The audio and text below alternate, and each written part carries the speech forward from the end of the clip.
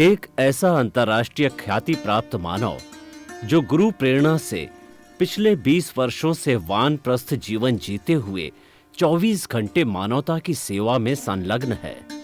एक ऐसा मानव जो अभी राष्ट्रीय, अंतर्राष्ट्रीय टीवी चैनलों पर 7,500 एपिसोड के माध्यम से सनातन सत्य, आत्मविज्ञान एवं पुनरुत्थान, व्यवहार एवं निश्चय जगत के जीवनोपयोगी विषयों पर हृदय स्पर्शी प्रवचन कर चुका है। उस मानव का नाम है महात्मा उपासक प्रोफेसर डॉक्टर सोहन राज तातेड़।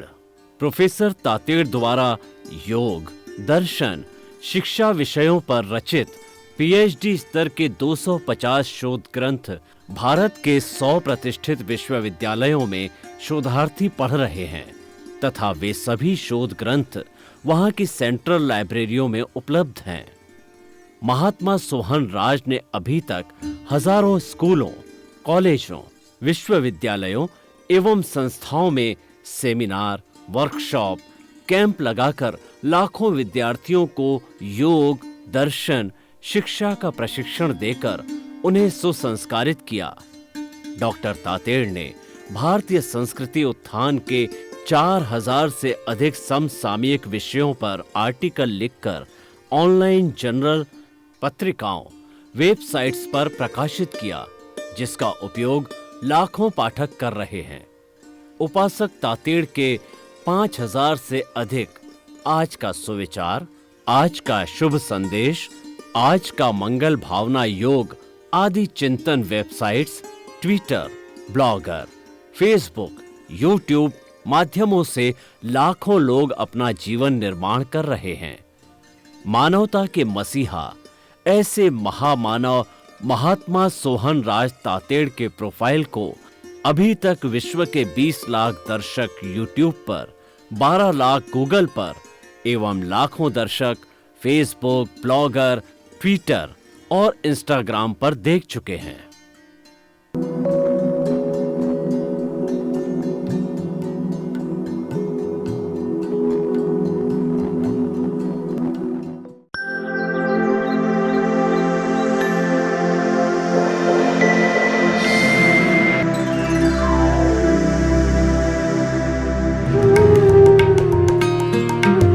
आइए, सुनिए, देखिए, समझिए सनातन सत्य। जैसी दृष्टि वैसी सृष्टि, दृष्टि विज्ञान, कुदरत, कुदरती रचना एवं कुदरत के कानून से शाश्वत सुख की प्राप्ति।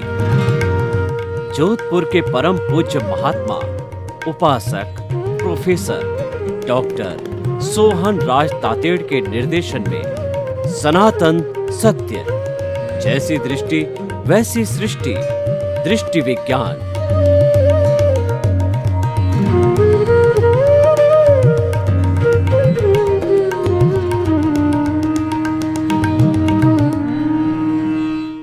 आध्यात्मिक कार्यक्रम आत्मविज्ञान में आपका हार्दिक स्वागत है, अभिनंदन, सत्कार है।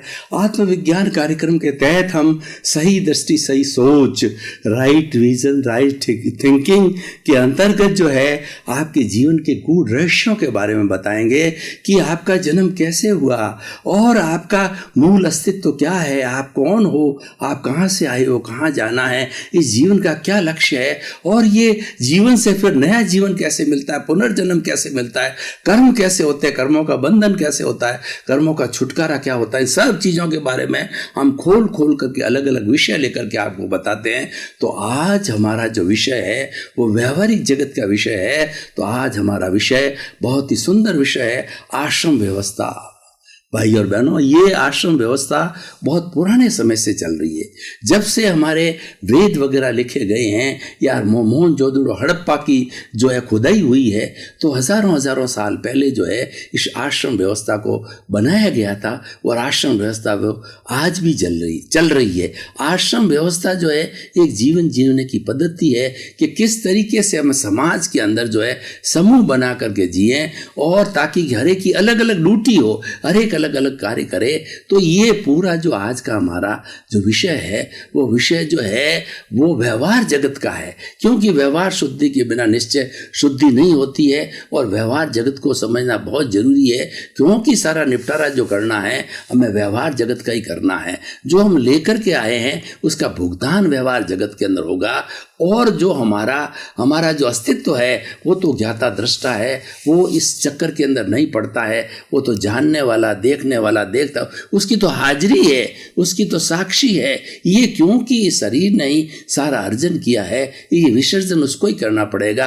कर्म इसने बांधे हैं तो कर्म की निर्जरा जो है इस शरीर को ही करनी पड़ेगी। इसीलिए शरीर अलग है और चेतना अलग है, पहले से इसका विभाग कर दिया गया है, डिमार्केशन कर दिया गया है। तो अब मैं आश्रम व्यवस्था के बारे में बताना चाहता हूं कि हमारी भारतीय संस्कृति की आश्रम व्यवस्था को 4 भागों के अंदर बांटा गया था। पहला आश्रम है ब्राह्मण। पहला जो है हमारा जो है वो हमारा आश्रम व्यवस्था के अंदर पहली जो व्यवस्था आती है वो आती है हमारी जो है ब्राह्मण की। तो ब्राह्मण जो होता है वो ज्ञान देने वाला होता है, ज्ञान को अर्जित करता है, शास्त्र अर्जित करता है और लोगों को जो है वो बताता है। ये हमारी वर्ण व्यवस्था का अंग है जो कि आश्रम व्यवस्था से जुड़ा हुआ है। आश्रम व्यवस्था को हम 4 भागों में इस तरीके से बांटते हैं। पहला जो है मतलब 25-25 साल के 4 आश्रम है, क्योंकि पुराने जमाने में मनुष्य की आयु को जो है 100 वर्ष आंका गया था, उसको एक एक आश्रम के विभाग से जोड़ा गया था। 25-25 वर्ष का वो टाइम स्पान होता था। तो पहला आश्रम है हमारा ब्रह्मचर्य आश्रम। ब्रह्मचर्य आश्रम जो है 25 वर्ष की उम्र तक का होता था। और ब्रह्मचर्य 25 वर्ष की उम्र तक की अवस्था के अंदर जो हमारे गुरु होते थे, जो कि नदी के किनारे अपनी कुटिया बना करके रहते थे और प्राकृतिक जीवन जीते थे। सामने नदी बह रही है, झरने बह रहे हैं और मोर नाच रहे हैं, हिरण जो है दौड़ रहे हैं और पक्षी जो है चहचहा रहे हैं। वो प्राकृतिक सीन जो है, वो प्राकृतिक दृश्य है, उसके बीच में हमारे गुरु रहा करते थे।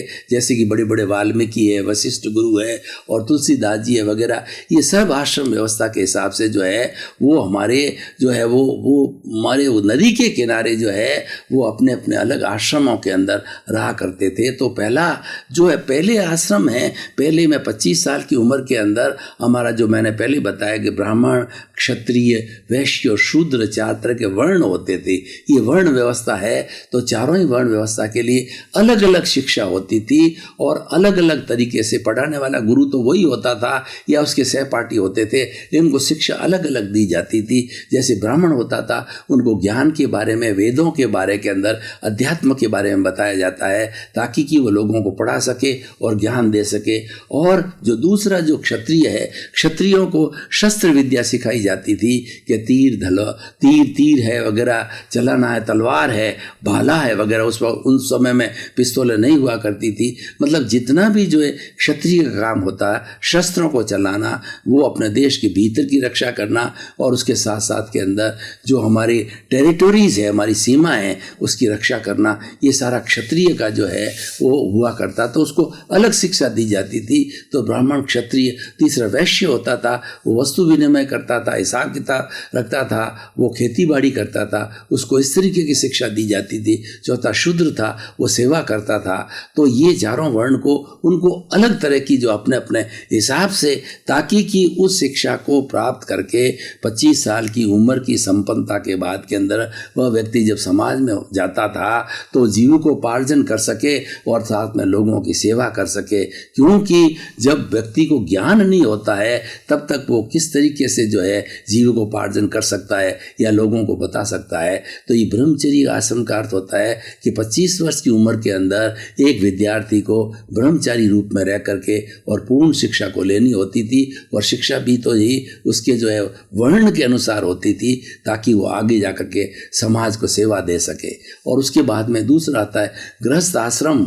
वो होता है 26 साल से 50 साल की अवस्था का होता है।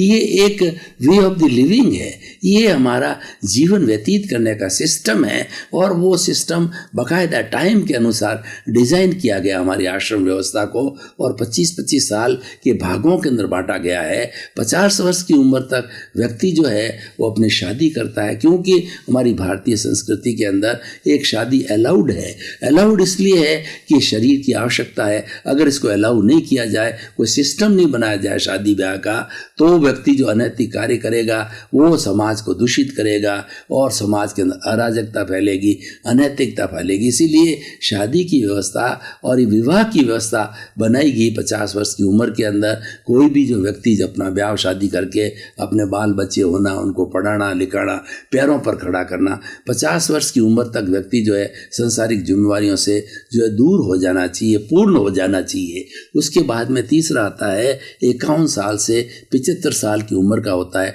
वो वानप्रस्थ जीवन है। जैसा कि मैं वानप्रस्थ जीवन, मेरे गुरुजी ने 55 साल की उम्र में वानप्रस्थी बना दिया था, तो वो जीवन मैं जी रहा हूँ, तो मैं भी जी रहा हूँ, तो उसका मैं आपको अनुभव बताना चाहता हूँ कि वानप्रस्थ जीवन का अर्थ होता है कि घर में रहते हुए घर से दूर, आपने संन्यास नहीं लिया है, आप रहते हो घर में हैं, लेकिन 50 वर्ष की अवस्था तक आपने घर की सारी जिम्मेवारियां पूर्ण कर लिए, अपने बाल बच्चों को पैरों पर खड़ा दिया है, तो आप जो है अब समाज सेवा के लिए समर्पित हो जाओ, परोपकार के लिए समर्पित हो जाओ और उसके साथ साथ में अपना खुद का भी आप स्वाध्याय करो, खुद का भी धर्म ध्यान करो। यानी आपका रोल है तिन्नानम त्यार्याणम हो जाना चाहिए कि स्वयं तरना और दूसरों को तारना, क्योंकि हमारे जीवन का मुख्य लक्ष्य तो ये है कि खुद को तारना, खुद को अपनी मंजिल प्राप्त करना। लेकिन हमारा जो एक ऋण होता है समाज का, तो समाज का ऋण उतारने के लिए हमें लोगों का परोपकार करना चाहिए,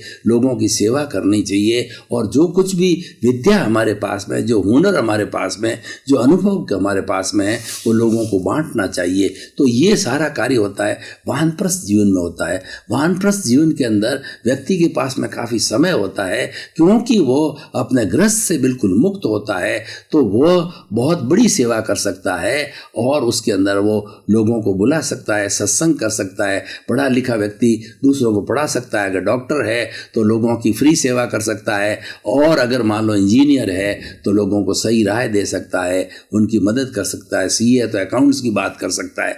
यानी वानप्रस्थ जीवन के अंदर हमारे को क्योंकि जितना अर्जन करना होता है 50 साल की उम्र तक हम कर देते हैं, उसके बाद सेवा का कॉन्सेप्ट लेना चाहिए। सेवा का कॉन्सेप्ट धर्म से जुड़ा हुआ है, सेवा का कॉन्सेप्ट हमारे दायित्व से जुड़ा हुआ है, परोपकार से जुड़ा हुआ है। इस तरीके से वानप्रस्थ के बाद में चौथा आश्रम आता है, वो संन्यास आश्रम होता है। आज का तो 100 वर्ष की अवस्था होती नहीं, और सन्यासी बहुत कम बनने वाले, तो सन्यास के लिए कोई भी उम्र नहीं होती है। 9 वर्ष की उम्र के बाद में उसको धार्मिक स्वतंत्रता है कि कोई भी सन्यास ग्रहण कर सकता है। लेकिन जो विधिवत रूप से जो पूरा जीवन जीने के बाद में सन्यास की जो बात की गई है, वो 75 से 100 साल का उम्र है। इस उम्र के अंदर क्योंकि व्यक्ति बिल्कुल सब बातों से मुक्त हो जाता है, सन्यास आश्रम के अंदर आत्मा परमात्मा की बात का चिंतन करना चाहिए और उसके साथ साथ लोगों को चिंतन कराना चाहिए, उसको अच्छे अच्छे धार्मिक ग्रंथों का स्वाध्याय करना चाहिए, ध्यान करना चाहिए, मेडिटेशन करना चाहिए और साथ साथ में लोगों की सत्संग करनी चाहिए।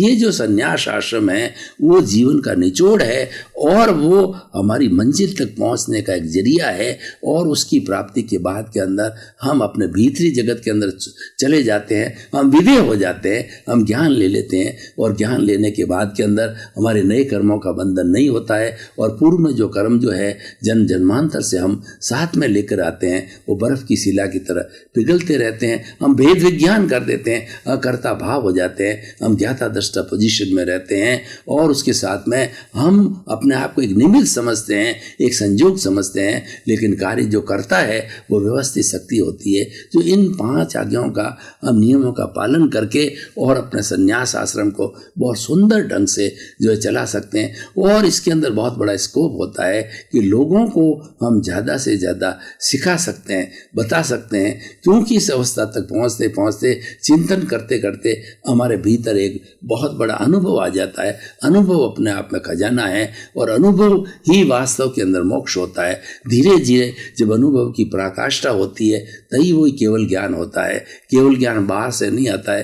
केवल ज्ञान का अर्थ होता है आत्मा की शुद्धि होनी, और केवल ज्ञानी होने के बाद के अंदर भूत भविष्य वर्तमान और वो जड़ चेतन की हर अवस्था को जानता है, देखता है। इसीलिए उसको एकदम जो है वो एनलाइटनमेंट हो जाता है, उसको एकदम जो है प्रकाश हो जाता है, आलोक हो जाता है, सूर्य के समान आलोक होता है। वो केवल ज्ञान कहलाता है और वो परमात्मा बन जाता है। तो भाई और बहनों, अब हम देखें कि आश्रम व्यवस्था के हिसाब से अगर हम जीवन जीते हैं सिस्टमेटिक, तो कितना सुंदर होता है। ये समय का और उम्र का बराबर नियोजन किया गया है। इसीलिए हमें आश्रम व्यवस्था आज भी प्रासंगिक थे, आज भी रिलीवेंट है, आज भी उसकी उपयोगिता है, क्योंकि व्यक्ति को, और समय भी ये होता है, 25 साल के पहले पहले व्यक्ति को सब तरह की विद्याएं हैं वो संपन्न कर लेनी चाहिए, और उसको इस हिसाब से जितनी पढ़ाई लिखाई होती है 25 साल की उम्र के पहले पहले कर लेनी चाहिए। और 50 वर्ष की उम्र के अंदर अपने गृहस्थ के जितने भी काम हैं, बाल बच्चों की शादी है, उनकी पढ़ाई लिखाई है, उनको संस्कार है, वो दे देना चाहिए। और उस वक्त के अंदर उम्र भी बराबर सही होती है, तो वानप्रस्थ जीवन जीना चाहिए। आज हमारे समाज में जो सबसे बड़ा मिसिंग पॉइंट है वो ये है कि लोग वानप्रस्थ जीवन नहीं जीते।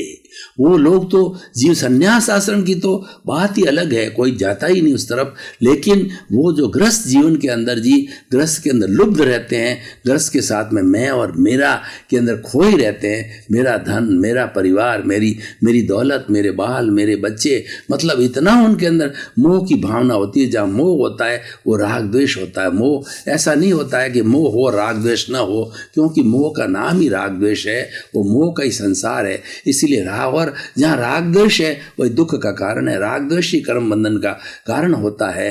तो इसीलिए हमें जो है वो हमारा जो वानप्रस्थ जीवन है वो बहुत ही उपयोगी जीवन है, उसका उपयोग करना चाहिए। ऐसा नहीं है कि हम गृहस्थ जीवन में रह करके और केवल जिस मनुष्य के रूप में आए हैं वैसे के वैसे चले जाएं, कुछ उपलब्धि करके नहीं जाएं, हम अपनी आत्मा को शुद्ध करके नहीं जाएं, कोई आत्मा अनुभूति, सेल्फ रियलाइजेशन, अपने अस्तित्व को जानकर नहीं जाएं, तो हमारा जीवन बेकार है। तो फिर जिया तो क्या हुआ, आया और चला गया, उससे क्या मिला उसको वास्तव के अंदर उसको शोध करनी चाहिए, अनुसंधान करना चाहिए। और शोध अनुसंधान कब होगा?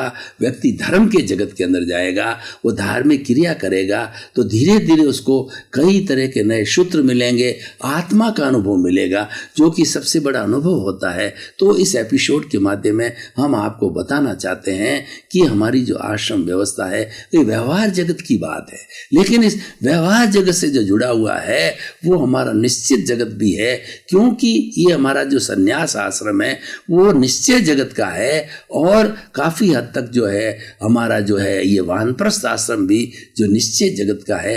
वानप्रस्थ आश्रम में आते ही निश्चय जगत की नींव लग जानी चाहिए कि निश्चय क्या है, व्यवहार क्या है। और जब तक जिएंगे दोनों साथ चलेंगे। ऐसा कभी नहीं होता है कि हम जो है किसी एक जगत को छोड़ दें, क्योंकि व्यवहार जगत तो हमारा अर्जित किया हुआ है, हमारे कॉजेज डाले हैं, हमें हर हालत के अंदर वो इस जन्म की मृत्यु के अंत तक जो है व्यवहार जगत का करना पड़ेगा, भुगतना पड़ेगा। ये हो सकता है कि उसके बाद में हमारे भाव नहीं बिगड़े और हम जो है वो संभाव से इस जीवन के अंदर रहे, तो जीवन में संभाव में रहने से हमारे नए कॉजेज नहीं डाले जाएंगे। नए कॉजेज नहीं डालने से हमारा जो भाव नहीं बिगड़ेंगे तो भव नहीं बिगड़ेगा, और हो सकता है कि हमारे अगले ज़्यादा जो है भवों का निर्माण न हो और हम अगले भव में ही सिमंदर स्वामी के चरणों में जाकर के मनुष्य के रूप के अंदर जन्म लेकर के सिद्ध बुद्ध मुक्त बन सकते हैं। तो कुल मिला करके ये हमारी आश्रम व्यवस्था एक टाइम मैनेजमेंट है, और टाइम मैनेजमेंट के अनुसार कार्य किया जाता है। वो अच्छा कार्य होता है, सुव्यवस्थित होता है, सुदृढ़ होता है और टिकाऊ होता है।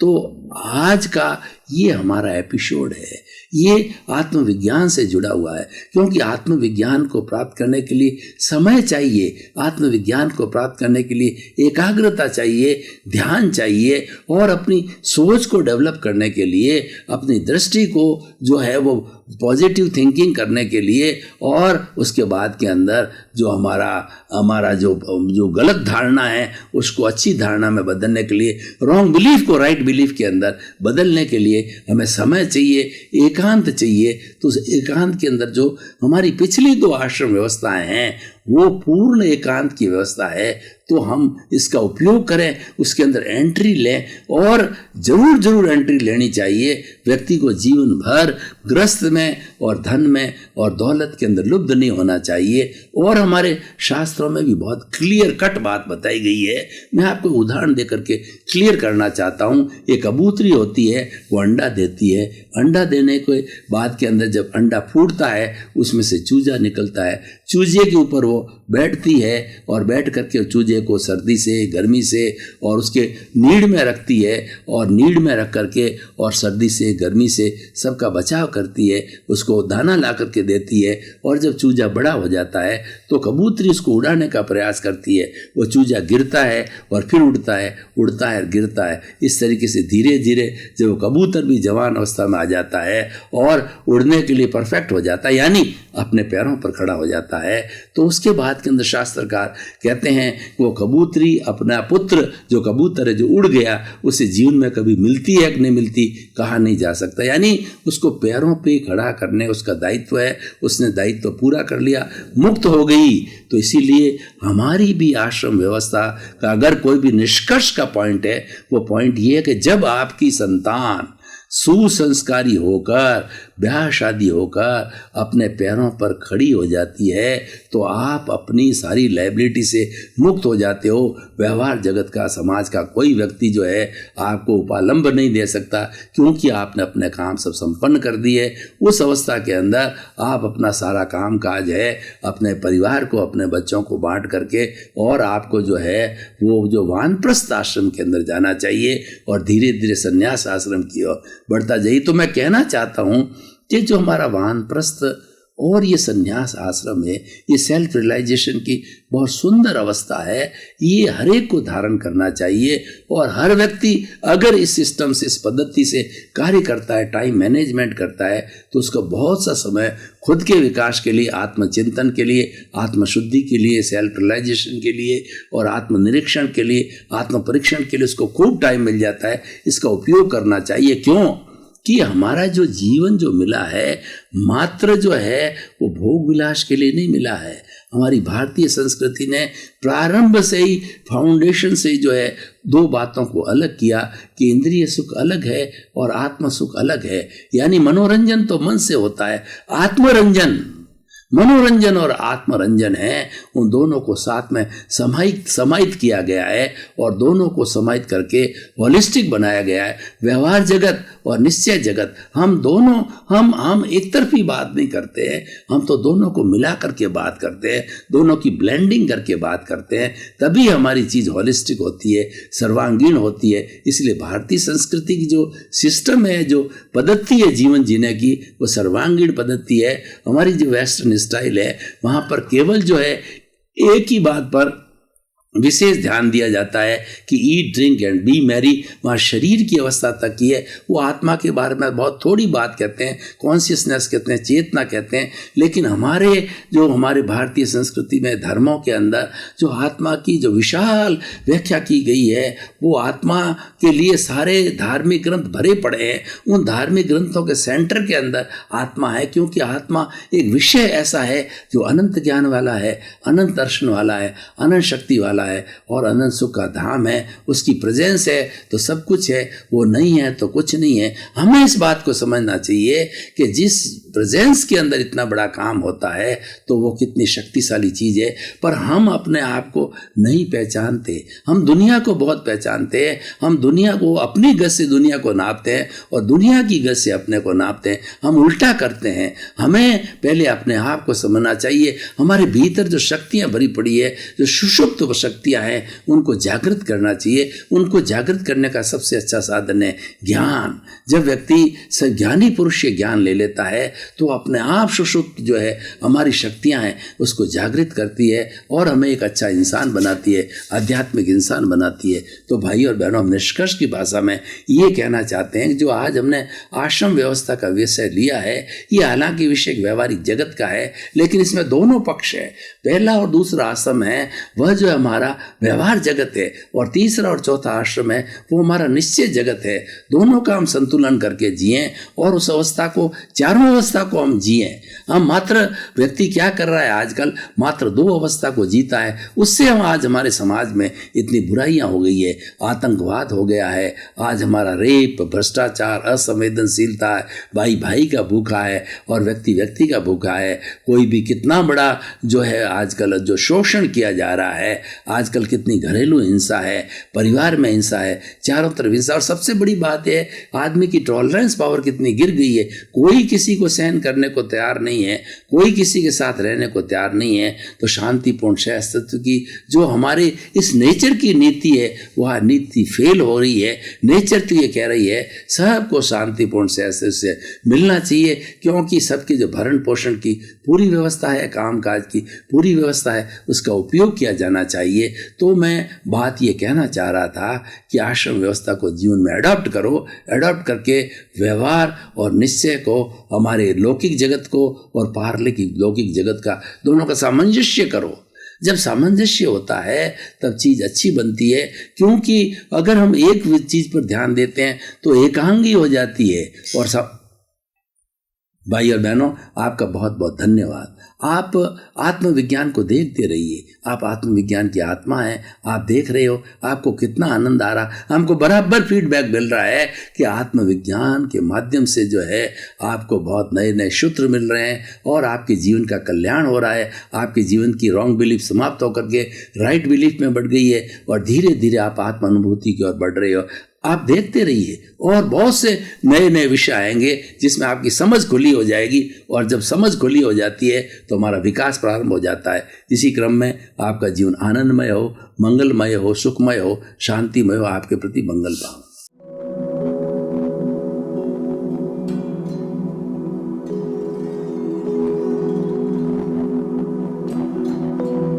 एक ऐसा अंतर्राष्ट्रीय ख्याति प्राप्त मानव जो गुरु प्रेरणा से पिछले 20 वर्षों से वानप्रस्थ जीवन जीते हुए 24 घंटे मानवता की सेवा में संलग्न है।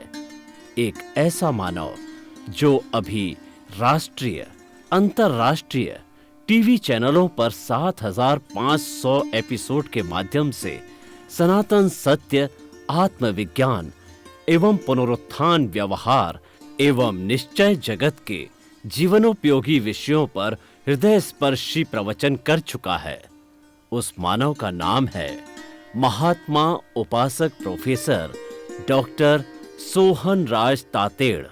प्रोफेसर तातेड़ द्वारा योग, दर्शन, शिक्षा विषयों पर रचित पीएचडी स्तर के 250 शोध ग्रंथ भारत के 100 प्रतिष्ठित विश्वविद्यालयों में शोधार्थी पढ़ रहे हैं तथा वे सभी शोध ग्रंथ वहां की सेंट्रल लाइब्रेरियों में उपलब्ध हैं। महात्मा सोहन राज ने अभी तक हजारों स्कूलों, कॉलेजों, विश्वविद्यालयों एवं संस्थाओं में सेमिनार, वर्कशॉप, कैंप लगाकर लाखों विद्यार्थियों को योग, दर्शन, शिक्षा का प्रशिक्षण देकर उन्हें सुसंस्कारित किया। डॉक्टर तातेड़ ने भारतीय संस्कृति उत्थान के 4000 से अधिक समसामयिक विषयों पर आर्टिकल लिखकर ऑनलाइन जर्नल, पत्रिकाओं, वेबसाइट्स पर प्रकाशित किया, जिसका उपयोग लाखों पाठक कर रहे हैं।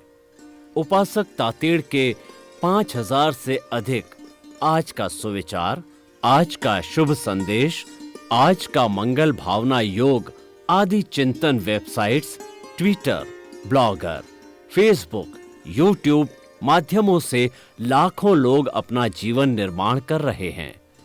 मानवता के मसीहा ऐसे महामानव महात्मा सोहन राज तातेड़ के प्रोफाइल को अभी तक विश्व के 20 लाख दर्शक यूट्यूब पर, 12 लाख गूगल पर एवं लाखों दर्शक फेसबुक, ब्लॉगर, ट्विटर और इंस्टाग्राम पर देख चुके हैं।